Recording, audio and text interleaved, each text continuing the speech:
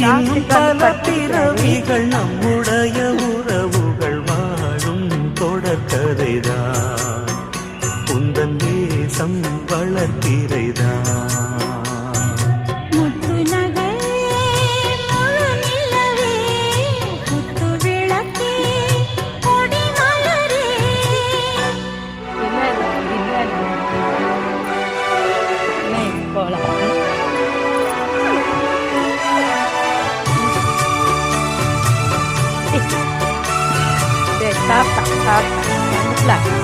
சாப்பிட்டீங்களா? பாய் அம்மா போட்டா